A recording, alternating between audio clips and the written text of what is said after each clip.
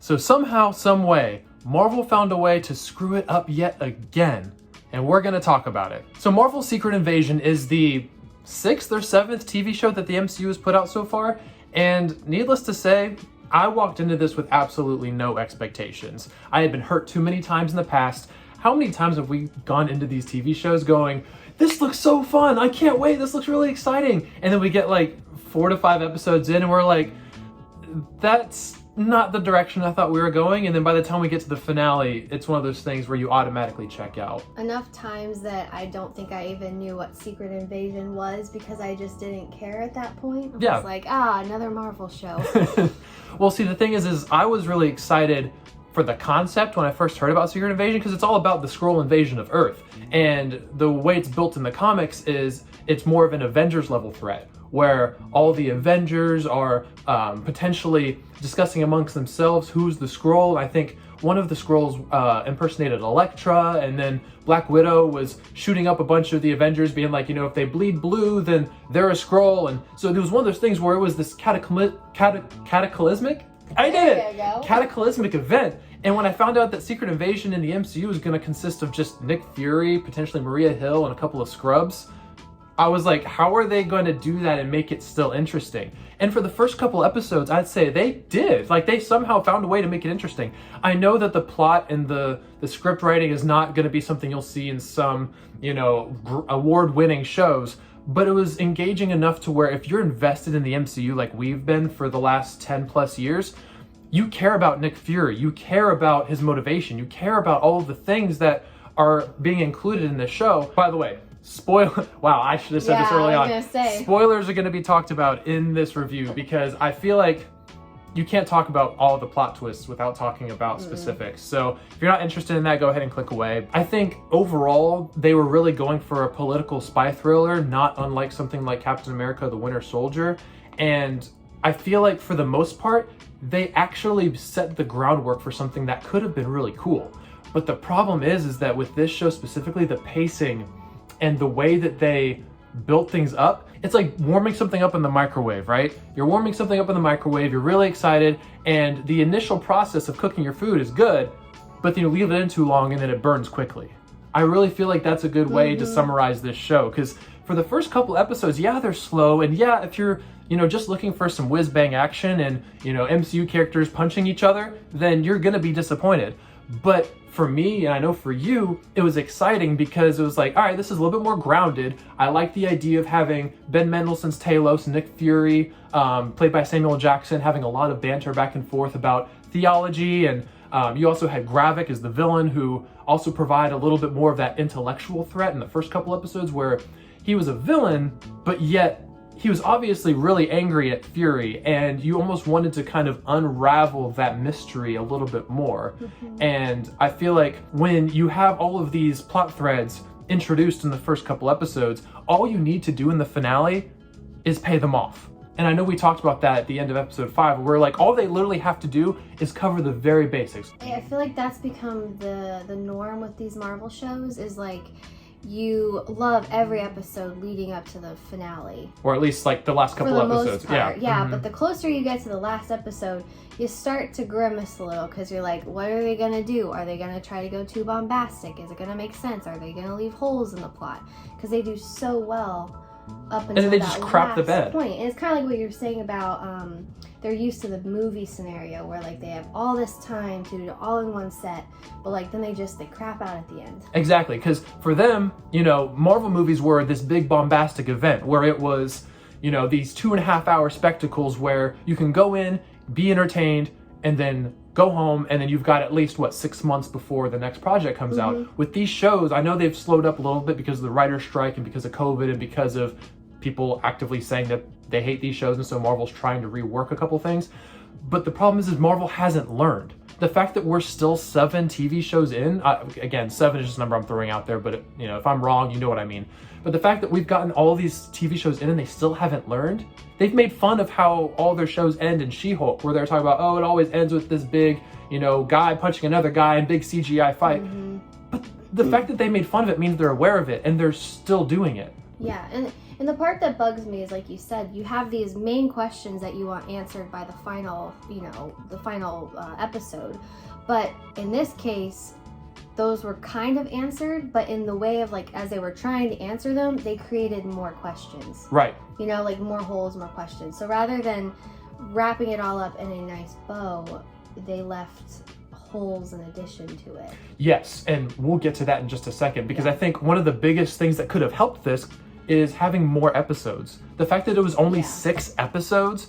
Think of your normal TV show. Most stereotypical TV shows are about 17 to 20 episodes, give or take.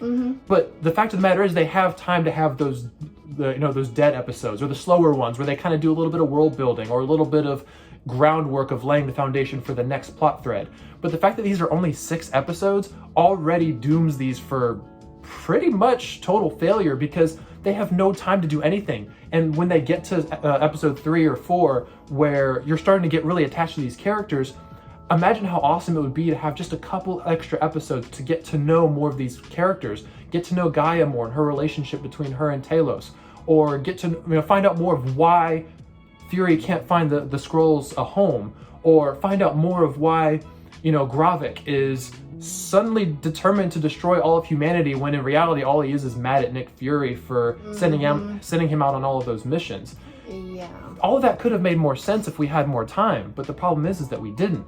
And I feel like the biggest problem with the finale is that everything felt so surprisingly half-baked. Because again, like the analogy I made earlier about the microwave, they were spending time developing these characters and, filling in these holes. We're like, you know what? Oh, that makes sense. Okay, all right, I'm interested.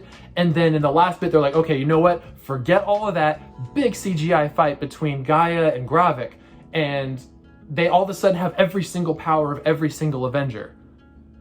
That's something I wanted to talk about specifically, because do the Marvel writers not realize that now we have literally the most OP, overpowered, like I already said, like OP, overpowered, I'm gonna say it twice because it's that big of a deal. We have a character now in the MCU that has every single power from every single Avenger. I remember you mentioned... It makes all of them insignificant if yeah. that's the case. So, like, who needs Iron Man? Who needs Captain America? Who needs Hulk? Yeah, when you have someone who has every single part of their power set. I know technically the Super Skrulls in the comics do the same thing, but they never did it to this length, especially in the MCU format.